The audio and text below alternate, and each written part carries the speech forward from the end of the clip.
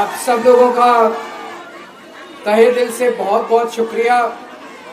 इतनी तपती धूप के अंदर इतनी देर से इतनी बड़ी संख्या में आप लोग मेरा इंतजार कर रहे हैं। मैं आपका तहे दिल से बहुत बहुत शुक्रिया अदा करना चाहता हूं।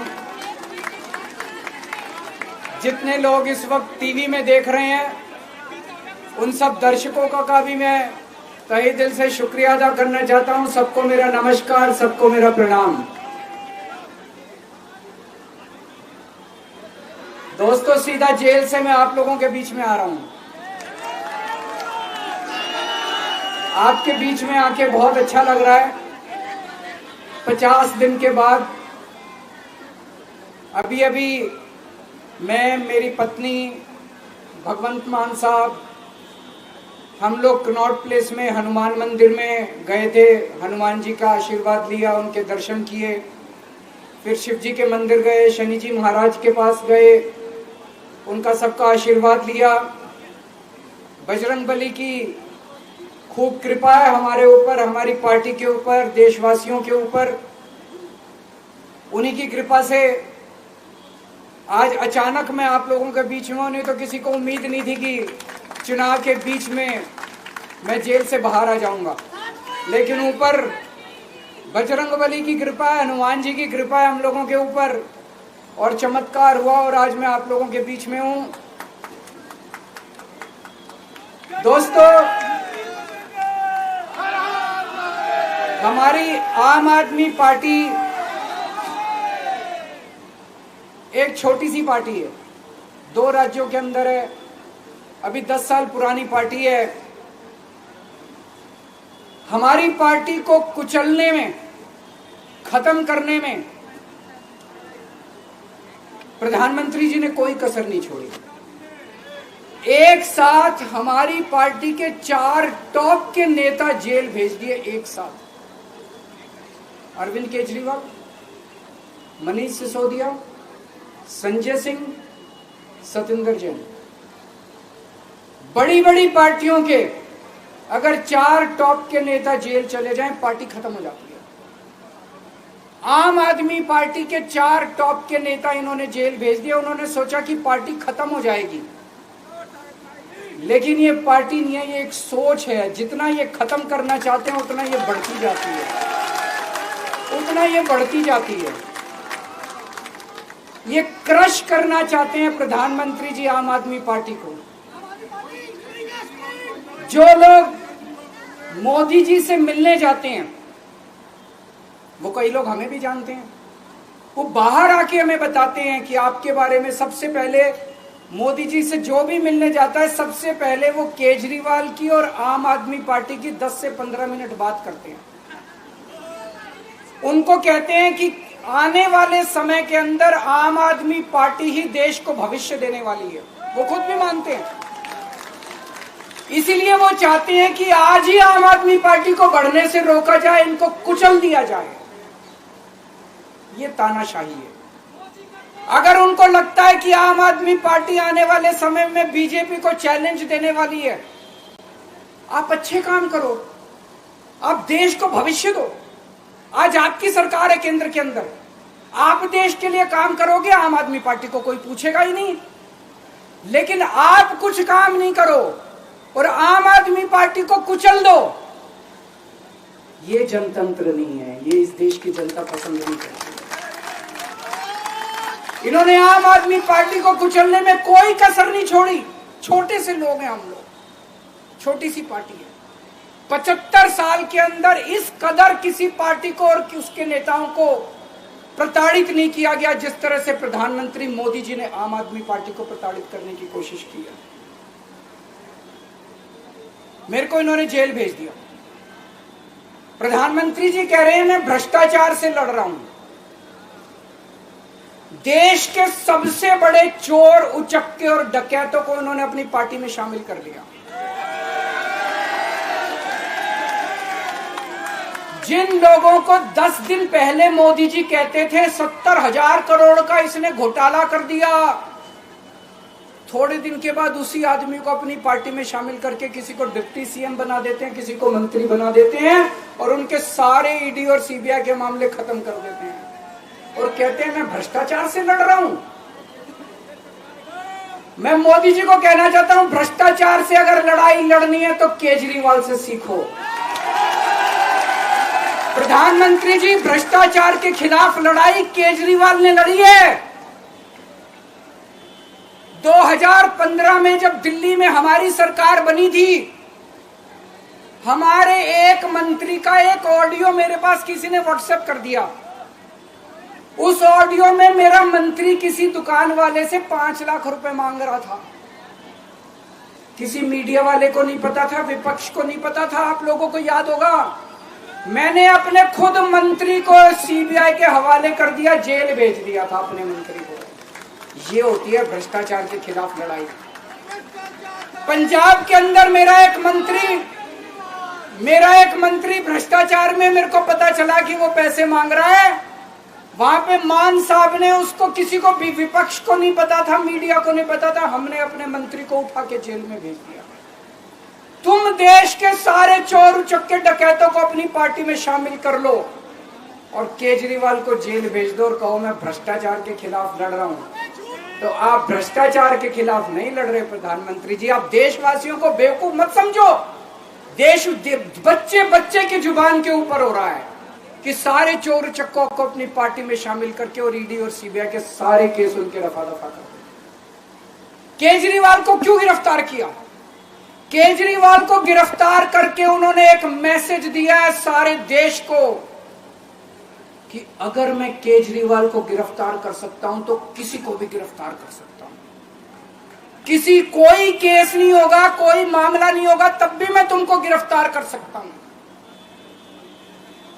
एक बेहद खतरनाक मिशन चालू किया हुआ है प्रधानमंत्री जी ने, बहुत ही खतरनाक। देशवासियों को यह समझने की, अब जब मैं बोलने जा रहा हूं, समझने की जरूरत है। उस मिशन का नाम है वन नेशन वन लीडर। देश के सारे नेताओं को खत्म करना चाहते हैं मोदी जी और इसको 2 स्तर के ऊपर इस मिशन को चला रहे हैं। जितने विपक्ष के नेता हैं उनको जेल भेजेंगे और जितने बीजेपी के नेता हैं उनको सबको निपटा देंगे, उनकी राजनीति खत्म करते जाएंगे, उनको सबको निपटाते जाएंगे। विपक्ष के अंदर आज इन्होंने मनीष सिसोदिया को जेल भेज दिया, संजय सिंह को जेल भेज दिया, सत्येंद्र जैन को जेल भेज दिया, केजरीवाल को जेल भेज दिया, हेमंत सोरेन को जेल भेज दिया, ममता दीदी के कई मंत्रियों को जेल भेज दिया, स्टालिन के कई मंत्रियों को जेल भेज दिया, केरला के सीएम के पीछे पड़े हैं। अगर ये चुनाव जीत गए, मेरे से लिखवा लो एफिडेविट के ऊपर, थोड़े दिन के बाद ममता दीदी जेल में होंगी, तेजस्वी यादव जेल में होगा, स्टालिन साहब जेल के अंदर होंगे, पिनरई विजयन जेल के अंदर होंगे, उद्धव ठाकरे जेल के अंदर होंगे, जितने विपक्ष के नेता ये सारे जेल के अंदर होंगे। अगर ये चुनाव जीत गए, इन्होंने बीजेपी का एक नेता नहीं छोड़ा। आडवाणी जी की राजनीति खत्म कर दी इन्होंने, मुरली मनोहर जोशी की राजनीति खत्म कर दी, सुमित्रा महाजन की, शिवराज सिंह चौहान जिसने मध्य प्रदेश का चुनाव जीत के दिया इन लोगों ने, शिवराज सिंह चौहान ने उसको मुख्यमंत्री नहीं बनाया, उसकी राजनीति खत्म कर दी। वसुंधरा राजे की राजनीति खत्म कर दी इन्होंने, खट्टर साहब की राजनीति खत्म कर दी, डॉक्टर रमन सिंह की राजनीति खत्म कर दी। अब अगला किसका नंबर है? योगी आदित्यनाथ। अगर ये चुनाव जीत गए, मेरे से लिखवा लो, 2 महीने के अंदर उत्तर प्रदेश का मुख्यमंत्री बदल देंगे। योगी आदित्यनाथ की राजनीति खत्म करेंगे, उनको भी निपटा देंगे। यही तानाशाही है दोस्तों। वन नेशन वन लीडर ये चाहते हैं, एक ही तानाशाह इस देश के अंदर बचेगा, एक ही तानाशाह इस देश के अंदर बचेगा। हमारा देश बहुत महान है, 4000 5000 साल पुराना हमारा देश है। इसके पहले पिछले 4000 साल में कई मौके आए जब इस देश के ऊपर तानाशाहों ने कब्जा करने की कोशिश की, लेकिन हमारे देश के लोगों ने उन तानाशाहों का तख्ता उखाड़ के फेंक दिया। जब जब हमारे देश में ऐसा मौका आया कि तानाशाह ने हमारे देश के ऊपर कब्जा करने की कोशिश की, इस देश की जनता ने उसका तख्ता उखाड़ के फेंक दिया। आज एक तानाशाह इस देश से जनतंत्र खत्म करना चाहता है। आज एक तानाशाह इस देश से लोकशाही खत्म करना चाहता है। मैं पूरे तन मन धन से लड़ रहा हूं, संघर्ष कर रहा हूं उस तानाशाह के खिलाफ। 140 करोड़ लोगों का साथ चाहता हूं मैं। मेरे अकेले के करने से नहीं होगा। 140 आज मैं आप लोगों से भीख मांगने के लिए आया हूं। 140 करोड़ लोगों से 140 करोड़ लोगों से भीख मांगने के लिए आया हूं। मेरे देश को बचा लो, मेरे भारतवर्ष को बचा लो, मेरा भारत बहुत महान है। इस तानाशाही से बचा लो मेरे दोस्त, मेरे देश को।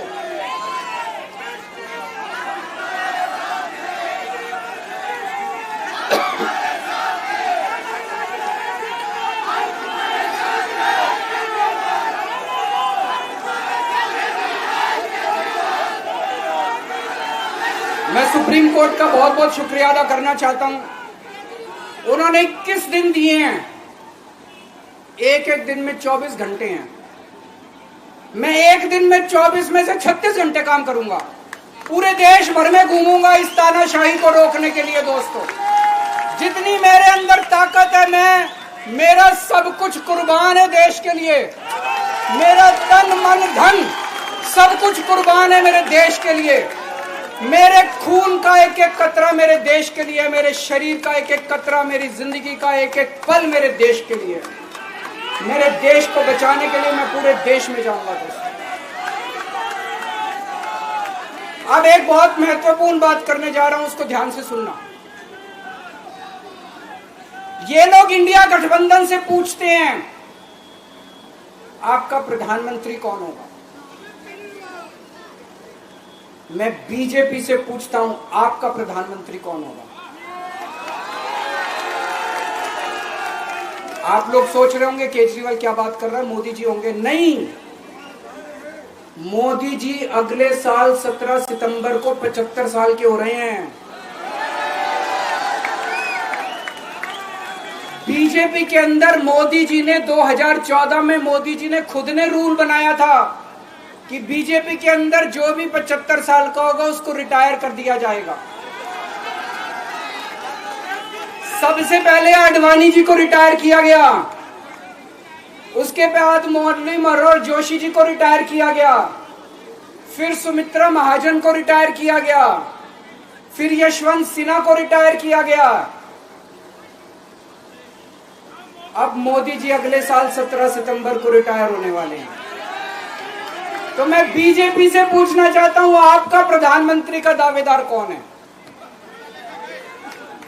दोस्तों, अगले साल 17 सितंबर तक अगर इनकी सरकार बनी, तो उस पर भी आऊंगा मैं। अगर इनकी सरकार बनी तो पहले अगले 2 महीने में योगी जी को निपटाएंगे ये, और उसके बाद मोदी जी के सबसे खास अमित शाह को ये प्रधानमंत्री बनाएंगे। तो मैं लोगों को, देश के लोगों को आगाह करना चाहता हूं, मोदी जी अपने लिए वोट नहीं मांग रहे। मोदी जी अमित शाह को प्रधानमंत्री बनाने के लिए वोट मांग रहे हैं। मैं पूछना चाहता हूं मोदी जी से और अमित शाह जी से, ये मोदी की गारंटी पूरी कौन करेगा? क्या अमित शाह मोदी की गारंटी पूरी करेंगे? जब आप अगर जो वैसे तो मेरे को लगता है मैं भी आऊंगा उसके ऊपर, मुझे नहीं लगता इनकी सरकार बन रही है, लेकिन जो बीजेपी को वोट देने जाएं वो ये सोच के जाना कि आप मोदी जी के नाम पे वोट नहीं दे रहे, आप अमित शाह के नाम पे वोट दे रहे।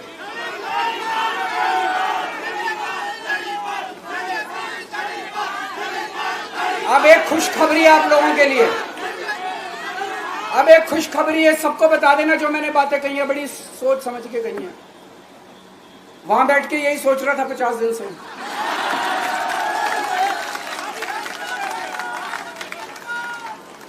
दोस्तों, पूरे देश के मेरे को बाहर निकले हुए 20 घंटे हो गए। इन 20 घंटों के अंदर भी मैंने रात भर में जनता से बात कर रहा था, लोगों से फोन कर रहा था,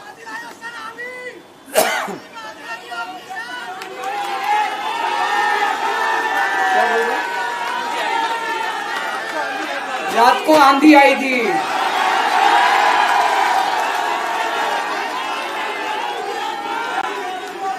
पिछले 20 घंटे में मैंने जो बातचीत करी है, कई बड़े बड़े एक्सपर्ट से बात की, चुनाव विश्लेषकों से बात की, सेफोलॉजिस्ट से बात की, जनता से बात की, फोन पे लोगों से। मेरा अपना आकलन है कि 4 जून के बाद इनकी सरकार नहीं बन रही, मोदी सरकार नहीं बन रही। दोस्तों, अगर मैं गलत हूं तो मेरे को बताना। हरियाणा में इनकी सीट कम हो रही है, राजस्थान में कम हो रही है, कर्नाटक में कम हो रही है, दिल्ली में कम हो रही है, बिहार में कम हो रही है, महाराष्ट्र में कम हो रही है, कर्नाटक में कम हो रही है, बंगाल में कम हो रही है, झारखंड में कम हो रही है। बढ़ कहां रही है? यूपी में कम हो रही है, बढ़ कहां रही है? बड़े एक भी जगह इनकी सीटें नहीं बढ़ रही हैं।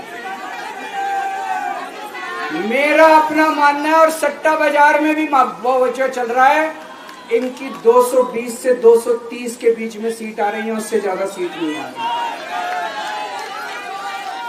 मोदी सरकार नहीं बन रही है, केंद्र में इंडिया गठबंधन की सरकार बन रही है। आम आदमी पार्टी उस सरकार का हिस्सा होगी।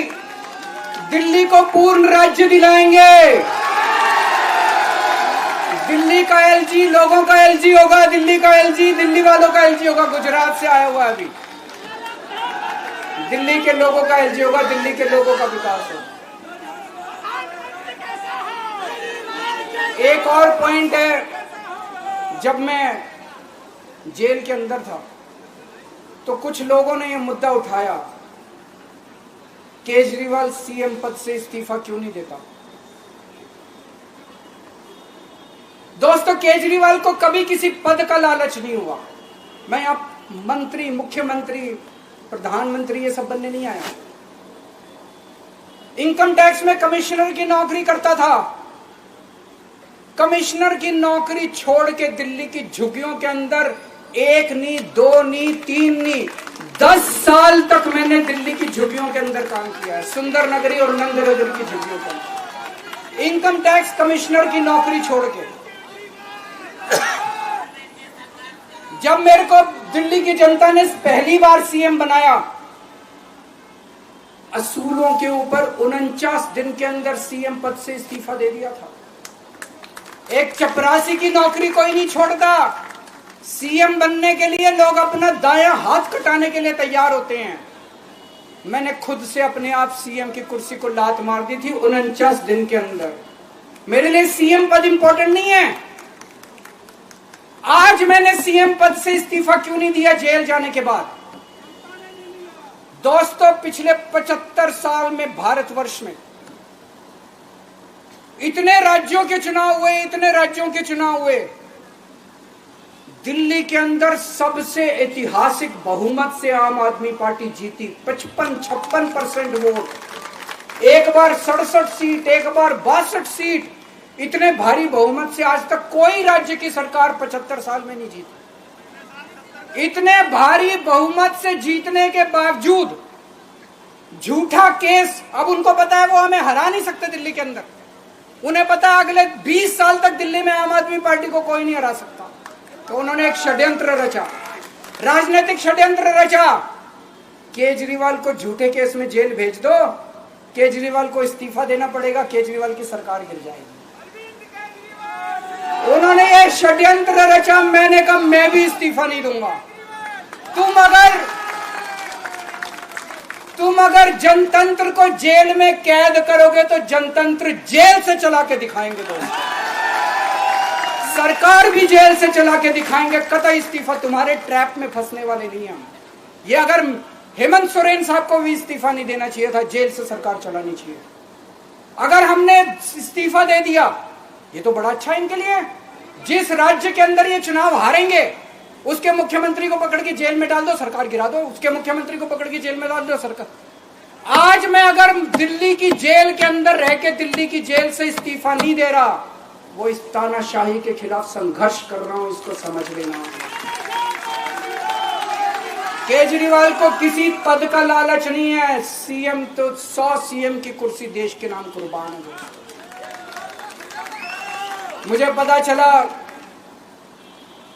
मेरे जेल जाने से बहुत लोग भावुक हुए, खासकर मेरी माँ, बहनें, महिलाएं बहुत रोई, कईयों ने बहुत मन्नतें मांगी। मैं सबका बहुत बहुत शुक्रिया अदा करना चाहता हूं, जिन लोगों ने अपनी दुआएं, करोड़ों लोगों ने अपनी दुआएं भेजी हैं। पूरी दुनिया भर से करोड़ों लोगों ने दुआएं भेजी। उन्हीं के आशीर्वाद का कमाल है कि आज मैं आप लोगों के बीच में हूं।